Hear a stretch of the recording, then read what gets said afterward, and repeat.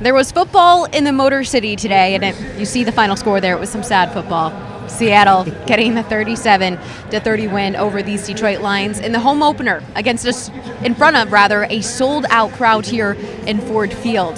The cheers here today were vibrating. They were deafening. Yes. And the final play of the game, defense with a chance to put this ball back into their offense's hand in overtime, and they couldn't get it done. That final play, the crowd just stood motionless for probably 4 or 5 minutes. They did not want to leave this building. Welcome to the Detroit Lions Live Care Auto Insurance post-game show, joined by Lomas Brown. I'm Dannie Rogers. Man, close one. And I thought, Lomas, that this was almost a bigger test than the Lions' season opener against Kansas City. Could they come in here week 2 and consistently get it done? And they fell short today. Yeah. What was your biggest takeaway? I mean, again, Danny, you're right about that. I thought this was a great opportunity for the Lions to move to 2-0, exercise some demons, because this team has had our number the last 2 years. But we just came up a little short. The guys played hard, but costly little mistakes hurt us today, and they were able to get the victory. 3 turnovers for these Detroit Lions, which we know head coach Dan Campbell will not be too happy about. He's at the podium now. Let's hear what he has to say. Listen, credit to those guys over there. They came in and they took that game, and they earned it, and we didn't. So we wanted a fast start in both halves, and we didn't do that. We did the opposite of that, and that's not the type of game we wanted to play. And then, once we got into that game, we said, well, that's fine. We can play that game, and we didn't finish it. Questions? Pass rush, lack of a pass rush, and linebackers and pass coverage. How key is it? No, I think the rush, we got to stay true to the rush plan itself, man. Just one more time, just close the pocket in on him. All right, don't give him anywhere to go, and somebody's going to get one here. But we can't rush high and let him run through unevaded. And it's just, man, discipline one more time. That's what we got to do. And then because the more we do that, then, man, you're covering all day long again. All right, so now look, all in all. Here's what's hard, right? Is defensively you look and you're like, well, first drive of the game they go down, and then they're at the end, and I get that. But all in all, we played some pretty good defense. When you turn the ball over twice offensively where we did, that's tough. And, and that bit us. We're not good enough to turn the ball over. I know it was 3, but it was really 2 criticals and win the game. It looks like a thigh bruise. I'll know more tomorrow. Is such a part of who you are and your team's DNA with 4th downs. Mm-hmm. Talk about that. End of the half, the second half, you had a lot of time, 3 timeouts in your pocket. Didn't really seem like you went for it with the end zone. What was your mindset there at the end of the game? Yeah, I wanted to take it as it came, and here's what I knew. They had 2 timeouts, and I did not want to give that ball back. That was number 1, do not give this ball back. Number 2, can we get down there far enough to score a touchdown? But and so I already had in my mind, if we get it to a certain point on 4th down, we will go for it. If not, we won't. So kick the field goal. I felt like our chances were really good in overtime, and it didn't work out. This game was certainly different than the last 2 years against them, but is there something about the way they play or the things they do that's your kryptonite, for lack of a better word, or is something that's making it tough on you? No, they when they're able to stay in their plan, in their game plan, which, that's what I wanted to try to get them out of early. I wanted to see if we could put some pressure on them and get them out of that comfort zone. But if you allow them to do that, they're pretty good. They got enough schemes. Geno can function in offense very well. They do have weapons, and we could never quite do that, And you mentioned the turnovers, obviously crucial points in periods, spots on the field and points in the game. Just what happened on the Goff pick, I guess, that particular. Yeah, I need to look at it again, but to me that was more on the route than it was Goff. All right, this is why we work them over and over. You got to be decisive, man. You can't do that to your cue. So, but I'll know more tomorrow. I need to watch it in real time. I thought Goff played really well. Man, he looked comfortable, calm. I thought he was accurate. He threw the heck out of it, and he was in it. And I was really proud of the way he played. There was a number of guys I was proud of the way they played. It's just we made the critical errors in this game when you can't do that, and that'll get you beat every time. When Goff was on target like that, you had a lot of creative plays. it was going to happen, or does that team just scare you in those situations? What do you mean when you say? Well, it looked like you guys were moving the ball almost at will. Mhm. They always bounce right back. Yeah, no, it didn't. That didn't scare me. It's just, we had our opportunities there again. Man, take the turnovers away. All of a sudden, man, we're in control of that game like we should be. But ultimately, you know what? They got the ball out. We didn't, and we put a tremendous amount of stress on our defense. When you do that, and we did. We had some, man. We had some really good opportunities that we just didn't capitalize from. And look, I know it stings, and those guys are disappointed. I'm disappointed. The staff is, but my gosh, man, this is good. We'll get a little humble pie here, and we got a real good opponent coming in next week, and they run it as good, if not better, than those guys, and they have better weapons, just all around. So. Speak of Goff, but another person that really came up had to be Josh Reynolds. The way he played, the way Goff got off 9-9 right at the start. Yeah, just speak on Goff. No, I was saying another player was On Reynolds. the way that he played and stepped up. Yeah, Reynolds is really playing big for us right now. And look, Reynolds he's been a trusted target, reliable guy since he's really been here. He just had some injuries last year that slowed him down a little bit at times. And but man, when he's healthy and he's going, I mean, he's somebody we have a lot of faith in. Dan, I want to. You just used the word humble pie. Can you elaborate on what you mean by that? Yeah, I just think sometimes you don't know exactly where you're at until you're in it, and it's just we come off a big win, and you can always preach certain things, but man, this is the NFL, and these guys came in and they took that win, man. They earned it over there, and we did it. We did the mistakes that cost us, and I don't want to say we weren't ready.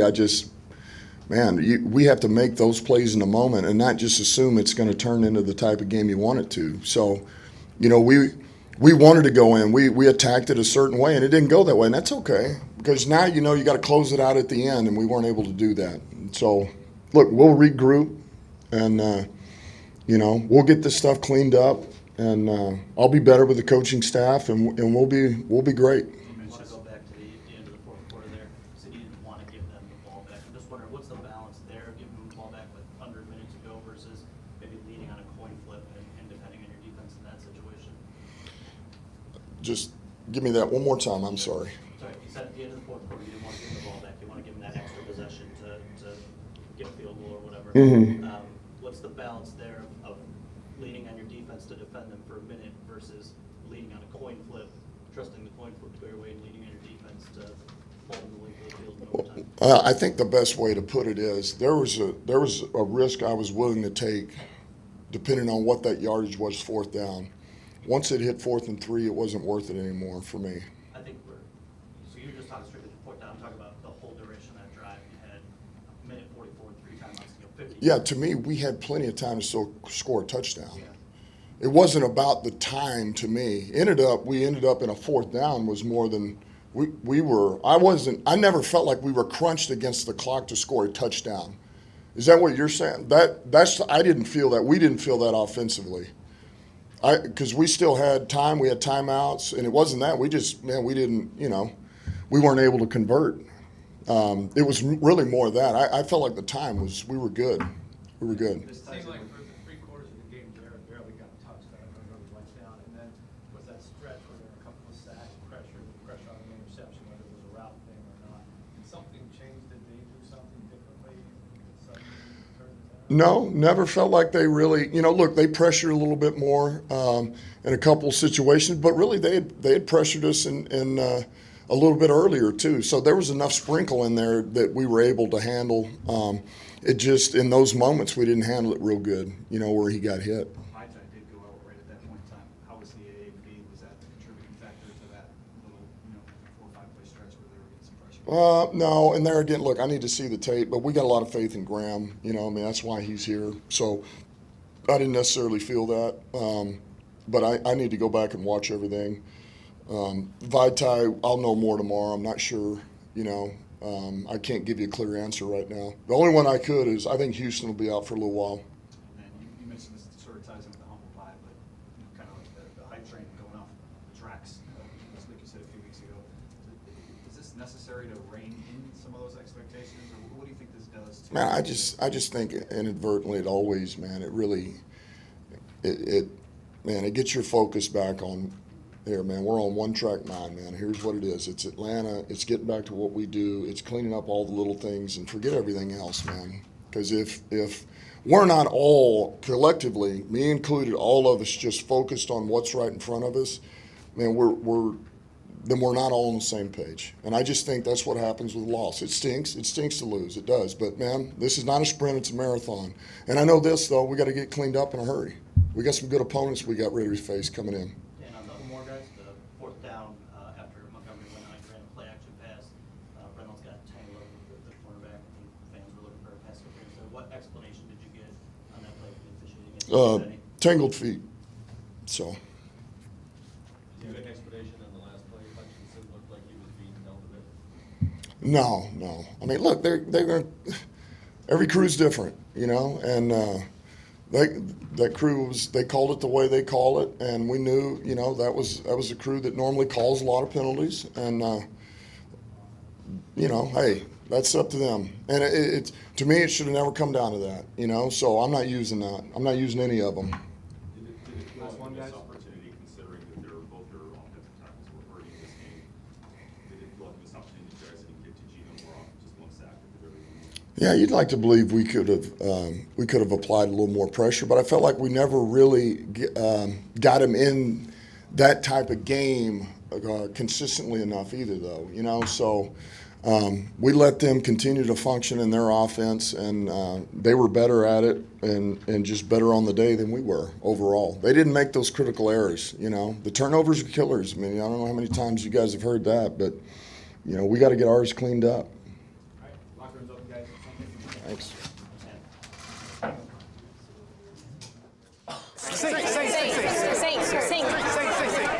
Saint, great game.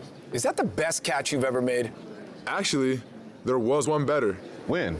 The Chicago game? Minnesota?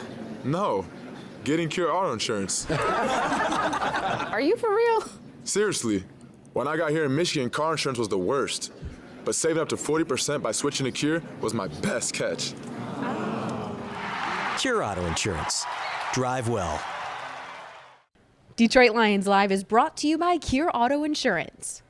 Log on to cure.com to see how you can save.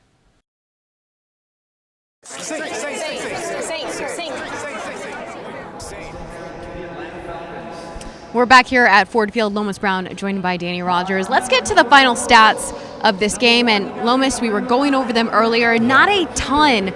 If you look at this graphic, sticks out. A little neck and neck here with Seattle and Detroit. You had 82 rushing yards for Seattle. That's great. Keep them under 100 yards. You did have Geno Smith that had 20 of them. You don't want that much coming from your quarterback. Passing yards, pretty neck and neck. Total yards right there. It's the dagger. It's those 3 turnovers that stick out the most to me. And it's always something, Danny, and that's it today. It was the turnovers. Those turnovers resulted in points for Seattle, and you got to give them credit. They were able to take advantage of everything. They were able to force the turnovers that happened. So you, like Coach Campbell said, give them the credit. They came in here and they took the victory. They sure did. Geno Smith, he played really good. 32 of 41 for the day for 328 yards. And 2 touchdowns. How often did he look uncomfortable? Not a lot, Danny. And that was one of my keys coming into this game. Pressure on Geno, but we weren't able to get it. And I have to say he did a nice job when we were able to get around them, just kind of moving around in the pocket, buying some time, and getting the ball downfield. So he did a nice job today. Perhaps one of the most staggering stat lines that we'll see is Seattle defense had 6 QB hits, 6 TFLs, 2 quarterback sacks. Lions had 1 of each of those that did not come until the final defensive play in regulation.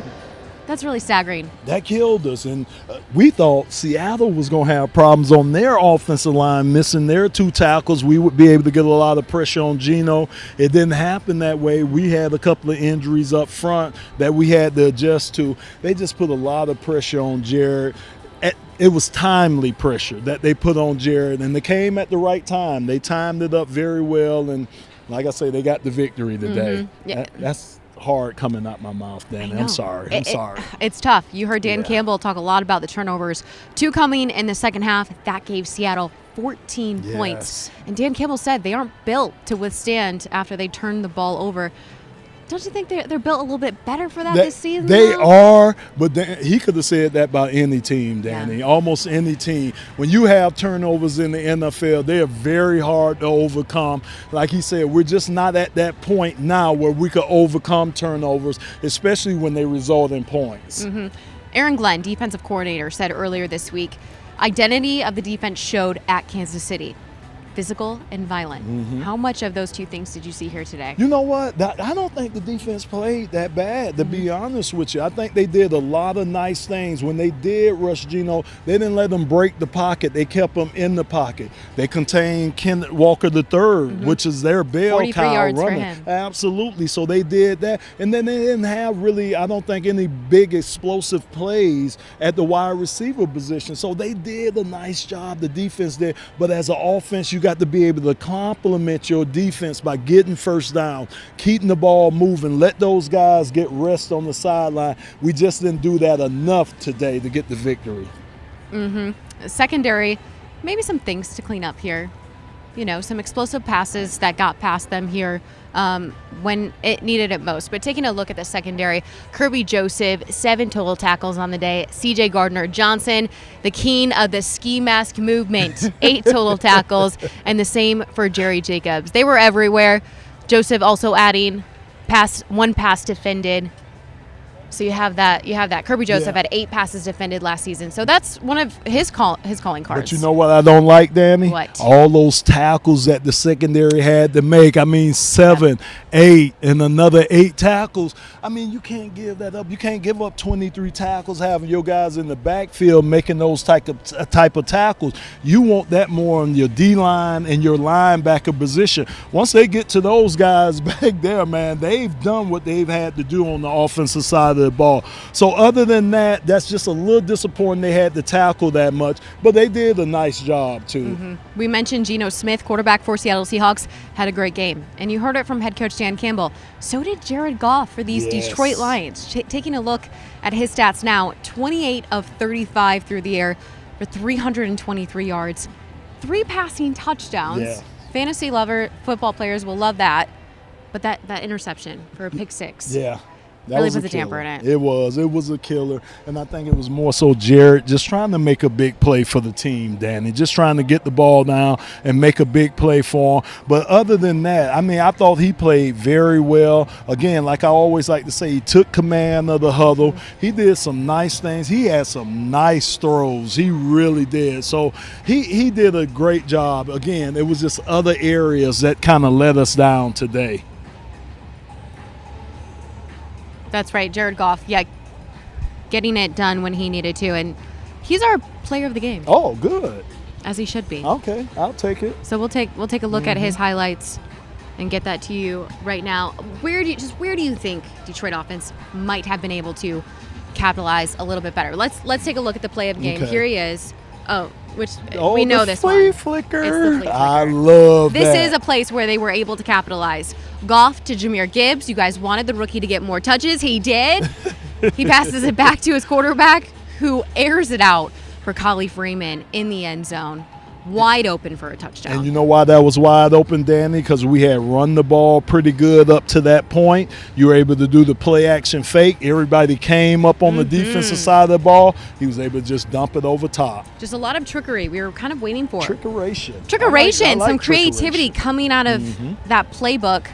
And I go back to it. Where do you think this offense could have capitalized just a little bit more so that, you know, when their defense comes up with big stops, they can go in and score the ball? To me, Danny, running the ball. Okay. I thought if we could have established the line of scrimmage a lot earlier, had success running the ball, it would have just set everything else up. I think it would have made it a little easier for Jared, because they would have had to bring a safety up in the box, just had one safety deep, and I'm quite sure with our receivers, we could have took advantage of that. So we got to establish the run as an offense, then everything else will come off of that.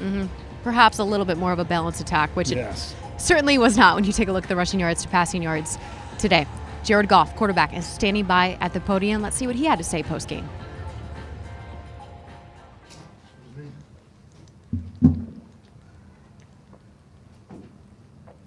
Can you explain the challenge of not getting on the field during overtime and just, I guess, having to watch that knowing it's out of your control? Yeah, it's kind of always the worst case scenario as a quarterback or an offense is you get to overtime, you lose a toss, unfortunately, and don't get to touch the ball. And it's a credit to them. You know, they got the ball in their hands and finished the game with it. But yeah, you'd like to have a chance there. But yeah. Just how much does this one sting? It's such a close game. You guys have played well, but just a couple critical mistakes here and there. And Yeah. 3-0 turnover. That's usually the difference in the game. Yeah, no doubt. Certainly the second two. I think the one at the end of the half, you know, it didn't end up hurting us, obviously, but mine and then the fumble, you know, coming out of the half is tough. But the pick six, can't let it turn into points. It's tough on me, and got to take care of the ball there. You say mine. Your coach said it was probably more of the route. So just from your You said what? Your coach said it was more of the route in his mind. So in your perspective, what did you see there? What should have happened on that? I thought he ran a fine route. I was getting hit, or was about to get hit, and threw it before he broke. Guy made a good catch. Sometimes it doesn't go your way. I would have liked to throw it a little more inside and be able to give him a chance to catch it, and I didn't. On the other end of that, you come back, you're down 10 at that point. You settle down, you take a really big hit at the beginning of that drive, and you still are able to kind of lead a 10-point comeback. How important was that to, I guess, show that resiliency to your offense? Yeah, that's just part of playing the position. You know, you're going to have turnovers, you're going to have bad plays. It's about, you know, what do you do next, and how do you bounce back? And was proud of the guys the way we did bounce back and get 2 scoring drives there. I thought the defense made a great stop there at the end, giving us another chance. Would have liked to get a touchdown there at the end to kind of finish it, but yeah, ultimately not enough. We talked about it a little bit last week with Josh, just the comfort level there, just how big he has been these first 2 weeks, stepping up 2 touchdowns today, just your comfort level with him. Yeah, I trust him a hell of a lot. I trust him, and he's got great hands. He's been playing at a high level. He's starting to catch himself a little bit of a rhythm now, which is good, and get himself open. So yeah, I think at the end of the day, I trust him and know he's going to be competitive at the catch point, and he's proved to be that. Every loss stings, I'm sure, but the crowd, the noise, everything at stake. Seattle, who won the last, does this one sting a bit more? Yeah, they all sting. You would like to get the first one in front of the fans. I think that's, you know, probably what makes it sting a little bit more is that was a real home field advantage for us today, and you know, having them, you know, do that for the rest of the year will be a real home field advantage. So got to give them something to root for, though, and continue to find ways to win games. And but yeah, today stings anytime you lose, but got to find a way to get back on the horse and get next week. Dan called it maybe a little bit of humble pie. Can you sometimes learn more from a loss than you can a win? Yeah, I thought he said it great after the game. You know, just we didn't deserve that one. We might have got away with it at the end there. We really didn't. You know, they earned that win, and we kind of earned the loss. And you know, again, had some plays potentially to kind of sneak one out there and get away with it, but typically it doesn't go your way if the turnover margin is that big. Your perspective on that last drive, you said you would like to have gotten a touchdown. You guys got off to such a good start, good field position, clock's in your favor. Why do you think that stalled out the way it did and left you settling for the field goal? Yeah, there's always the dance of when how quickly you want to score, and yeah, I think I wish I would have hit St. Brown on the inbreaker. You know, that kind of put us behind the sticks a little bit. You know, maybe I get, you know, through my progression on some of those other ones to get a little bit further down the field, get us in a little bit of better strike zone to kind of take that shot at the end zone. But yeah, ultimately we just didn't get it done, and it stinks. Big picture, though, I mean, the offense moved the ball much better week 2 than week 1. Is this more a symbol you guys are on track and back to delivering what you're capable of delivering? Yeah. If there's some, you know, magic world where we can take away the turnovers from today, I thought we played pretty well. But outside of that, you know, the turnovers is what kill you, and you got to take care of the ball, and we didn't, and it ended up costing us. Florida came up big there in the second half. Just wondered what he saw in the rookie in game 2. Yeah, he did. He really did, and I think his run after catch is pretty special, and his hands again at the catch point, he's really competitive, and is again starting to find himself, you know, in a little bit of a rhythm too, and how he wants to play the game and how he fits in our offense. And I'm excited to see his development continue. Thanks, guys. All good. Thanks, guys. Saul, anybody else?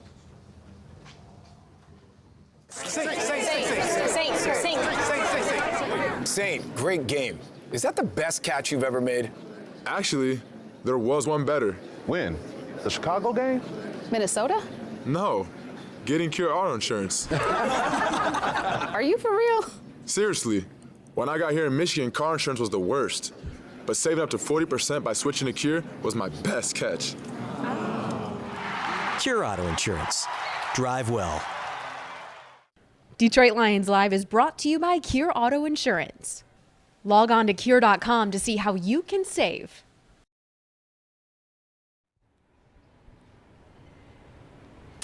Wide receiver Amon-Ra St. Brown continues to be a safety blanket, we'll call it, for quarterback Jared Goff. He had over 100 yards receiving here today on 6 catches just in his 3rd year. And we're already talking about, what's down the line. Right. Being with the greats, his name being with the greats. Already what did he up show there. you today? I mean, Danny, he's already up there. He's doing things, like I say, with Herman Moore and Calvin Johnson having done for this organization. But what I love about him is he always gets himself open. He's always going to present a target for Jared at the quarterback position. And like you're saying, that's for a quarterback, that's his safety blanket that he has in Amon-Ra, because he knows he's going to be able to go to him. He'll be able to get the necessary first downs or yardage that he needs to continue to drive. So he's just so reliable, man. He's like the sun coming up. He's the sun god, just like the sun to be up tomorrow. It's just reliable, Danny. That's beautiful. He came up with a big 4th down conversion there in the 3rd quarter that led to a David Montgomery touchdown to put these Detroit Lions back in the game. So Amon-Ra continuing to show up big for this team. I want to talk about the other wide receiver, Khalif Raymond, because when they needed him to go in there and take some gut punches, he went in there and popped right back up. Some massive plays down the stretch that were in critical situations. Raymond ends the day with 46 yards, just 2 receptions. So about 23 yards a catch, and he had 1 touchdown. But this stat is my favorite, 15 yards after the catch. There you go. It's pretty impressive. That's toughness, Danny. That's running through, and that's what you want to look at, yards after the catch. And that's what you need from your receivers. Sometimes you need them to make a play for the quarterback or make a play for the team. And Khalif Raymond, that's what he's been doing for this team all year long. I mean, I know it's a short sample of the year, but he's been there for Jared. Yeah, I think the 11 rushing yards speak volumes, as well as the 17 punt return yards as well. He's doing it all for jack of all trades. He really is doing it all. I can't help but mention wide receiver Josh Reynolds. We talked about him last week, coming up notoriously big in those critical moments. He did it again early in the game this time with some really big catches. He started the game off with a touchdown for the Detroit Lions. So I don't want to miss on him, but I do want to we'll get into his stats here real quick. So Reynolds another little safety blanket for Jared Goff. No one has played with Goff longer than Reynolds. He had 5 receptions for 66 receiving yards, 2 touchdowns, and the long reception of 22. I feel like he's under the radar. How much is he under the radar? He is, Danny. He really shouldn't be. is. I mean, you're right, but Amon-Ra gets a lot of the praise and other guys on the offensive side of the ball. But he's just as important to the offense and just as important to Jared. Like you say, he's been with Jared the longest. He kind of knows Jared, knows what Jared likes, knows the routes he likes, knows where he needs to be at for Jared. So he's just a good compliment to have on this team. And he's been coming up with plays, too. We need everybody, Danny, on the offense, defensive side of the ball that can make plays, and that's what they've been starting to do, especially at the wide receiver position. Detroit Lions finished with over 100 yards rushing today, and David Montgomery, the vet, had 67 of those yards on 16 carries. He took a big load off of, we'll say, the rookie Jahmyr Gibbs' shoulders. Dan Campbell said we might see more of Gibbs. We didn't see a lot of him today. But you hit it right on the head. I think everything changed when David got hurt. I mean, when he went down, it seemed like that whole offense changed. This guy here, man, it it never seems like the first guy gets him down. You know, he's great at making people miss, especially in tight little areas. So, you know, for us to lose him, hopefully, you know, it's nothing too serious and he can bounce back. But I thought once he left the game, I thought things changed on the offensive side of the ball. They did. Montgomery left the game late. He was dragged down by a Seattle defender, wrapped around his ankle, but it's a right thigh that they're concerned about. He did not return to the game. I will say, Craig Reynolds, running back number 3, we'll call him. I think that's safe to say. Number 3? Okay. He stepped up, had to carry some of the load. Where is this running back room at right now, though? Yeah, well, you know, you already need to do it by committee. You just don't have one guy that can carry the load. So I think they'll be all right. I think with, like you say, Jahmyr Gibbs getting more and more carries. Then you have Reynolds in there. You could throw in there kind of offset guy. Like I say, hopefully David Montgomery, hopefully it's not too bad with him and we could get him back soon. But you have to have committees. You have to have different running styles. You have to have different guys that you could put in there. We're fortunate to have some of the running backs that we do have. We sure are. Okay, let's take a look around the league, and we'll get to your final takeaway after that, Lomas. But I think there were some shocking scores here to mention, some that stuck out right away to me. Am I going to be Chiefs, shocked? Jags, who'd you have in that? Well, you know, I knew it was going to be a tough game, but I thought Kansas City might get that one. They did. We'll start it off. Well, you already saw it. What was that, Thursday night? God, it seems like forever. Minnesota, Philly, Eagles pulling out the very narrow win. Baltimore barely. Okay, Bengals have an offense, and it showed up today. But they 0-2, though. The Colts, Bengals. I saw Anthony Richardson, quarterback. He is in concussion protocol, I believe, but they still pull out the win. Bears lose to the Bucks. Lions will get their crack at the Bucks later on this season. It's not good. Loma said it. Chiefs getting the win over Jags. Atlanta barely escaping Green Bay by 1 point. Bills put it on the Raiders. Titans, this was a little shocking to me, getting the win over the Chargers. Yes. We'll see, what they're kind of made up here today. But the rest of those scores to be filled in, to be continued. And you know who those Detroit Lions have next week. It's Atlanta Falcons. Yes, we do. We got Bijan Robinson coming in here, the rookie I think sensation. he might have had over 100 rushing yards he today, did. if I'm Michael correct. gave us that stat. So he had over 100 yards. And, and they're a team that's up and coming. They're a team that's trying to get in the mix, and especially in the division that they're in. They know they have a great opportunity of winning that division. So they're going to come in here and they're going to play hard. They're going to give us everything we can handle next weekend. Ooh, all right, let's see if these Detroit Lions can bounce back after a 37-31 win. Loss, rather. Yeah. Lord, what is the That's big? all right. That's I know. all right. We want I was it to already be a getting. win. That's all right. I was already getting used to it. What is the biggest improvement, Lomas? Right off the bat, number one, these Lions need to make going into Atlanta. So the biggest improvement is this offense has to take ownership. Regardless of who's out there, you got to be able to take ownership. And when I say that, I mean move the sticks, Danny. If you could just move the sticks, I like to finish it with a touchdown, or I like to finish it with a field goal. But you have to be able to move these sticks so you could give your defense a chance to rest, make adjustments, and do what they need to do on the sideline. So hopefully they'll work on that during this week, and we'll be ready to run the ball. Lay it down, Danny. I'm ready. Well, we'll see. Offensive coordinator Ben Johnson said going into this week, he wanted to clear some things up. It wasn't very pretty in Kansas City, and they wanted better tempo. That doesn't necessarily mean snapping the ball faster, but how they move down the field. We'll see if that was good enough for Ben Johnson this week and what he would like to see improved from the Detroit Lions. All right. It was a tough one today. Yes. Fans were insane, incredible. Awesome. The best. Awesome. Have you ever heard Ford Field that loud? Ooh, wait, I can't hear it now. I'm having problems it's hearing now, deafening. Danny. I can't hear. So Ford Field, show up again. Yes. Week 3, game 2 at Ford Field. And we will see you there. There's the final, 37-31. The ball's back in Detroit. Hopefully next week with a big old dub. For Lomas Brown, I'm Dannie Rogers. Thanks for watching the Detroit Lions Live Cure Auto Insurance postgame show.